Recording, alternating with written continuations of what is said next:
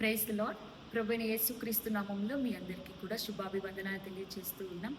ఈ యొక్క ఉదయకాల ఆశీర్వాదపు మాటకు మిమ్మల్ని అందరినీ కూడా ప్రేమపూర్వకంగా ఆహ్వానిస్తూ ఉన్నాం. వాక్యం చదివారా? ప్రార్థన చేసుకున్నారా? ఉదయాన్నే లేచిన వెంటనే ప్రార్థన చేయండి. దేవునితో కొద్ది సమయాన్ని గడపండి. వాక్యాన్ని చదవండి. తద్వారా ఆ దిన ఆశీర్వాదాలు నిశ్చయంగా మీరు పొందుకుంటారు. మీరు బాగున్నారని, ఆరోగ్యంగా ఉన్నారని, సంతోషంగా ఉన్నారని నమ్ముతున్నాం. ప్రతినిత్యము కూడా మీ కొరకు మేము ప్రార్థిస్తూ ఉన్నాం. అయితే ఈరోజు దేవుడు మన కొరకు సిద్ధపరిచినటువంటి వాక్యాన్ని మనందరం కూడా ధ్యానిద్దాం. ప్రకటన గ్రంథం 21వ అధ్యాయం 4వ వచనంలో ఈ రీతిగా వ్రాయబడి ఉంది. ఆయన వారి కన్నుల ప్రతి బాష్ప బిందువును తుడిచివేయును. మరి ఒకసారి చదువుదాం.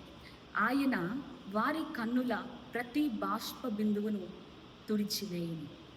ఆనాడు యోహాను గారికి పరలోకము నుండి ఒక గొప్ప స్వరము, ఒక శబ్దముతో వినపడుతూ ఈ రీతిగా ప్రభువు యోహాను గారితో మాట్లాడుతున్నారు.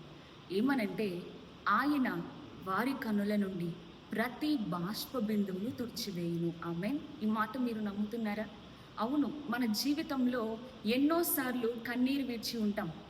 ఎన్నో పరిస్థితులను బట్టి, ఎన్నో శ్రమలను బట్టి, ఎన్నో ఇబ్బందులను బట్టి, శోధనలను బట్టి ఖచ్చితంగా ఏదో ఒక విషయంలో మనము కన్నీరు కాచినటువంటి సందర్భాలు ఉండొచ్చు.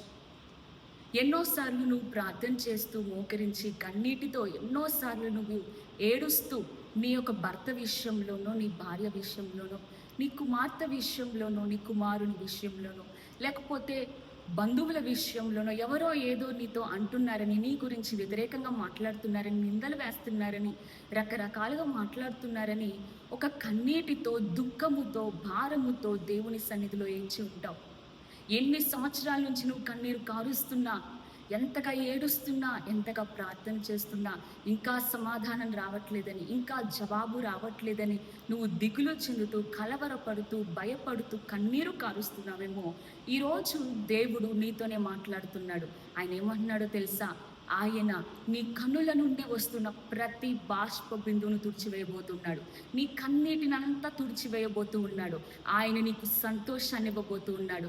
ఆయన నీకు సమాధానాన్ని ఇవ్వబోతూ ఉన్నాడు. ఆయన నీ ప్రార్థనలన్నిటికీ కూడా జవాబునివ్వబోతూ ఉన్నాడు. హల్లెలూయా. ఇప్పటి వరకు ఏడ్చిన ఏడ్పు వ్యర్థంగా పోలేదు. ఇప్పటి వరకు ఏడ్చినటువంటి ఆ ఏడుపు, ఆ కన్నీరు అది వృధాగా పోలేదు.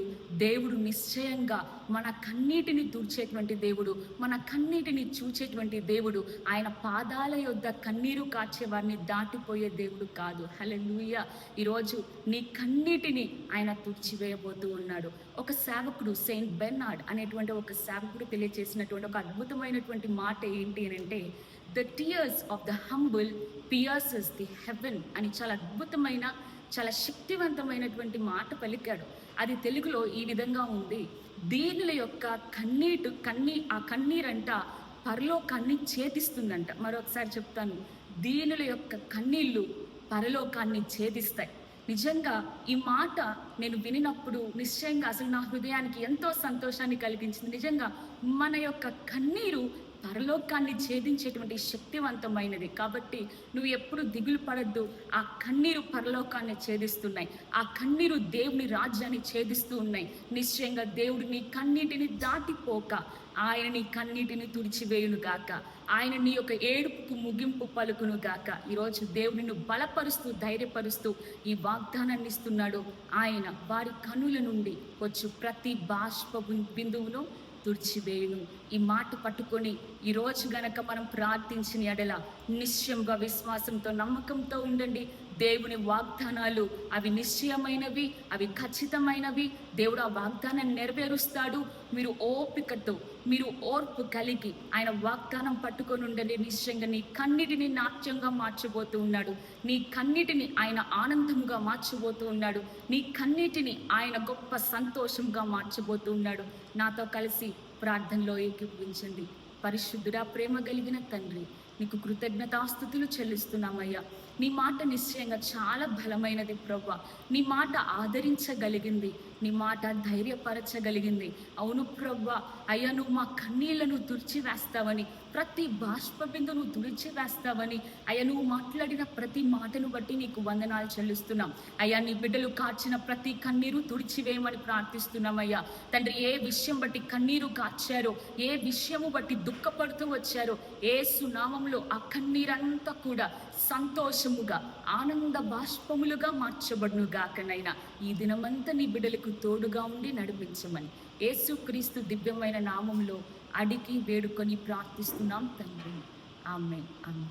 దేవుడు మిమ్మల్ని అందరినీ కూడా దీవించి ఆశీర్వదించును గాక. ఆమేన్.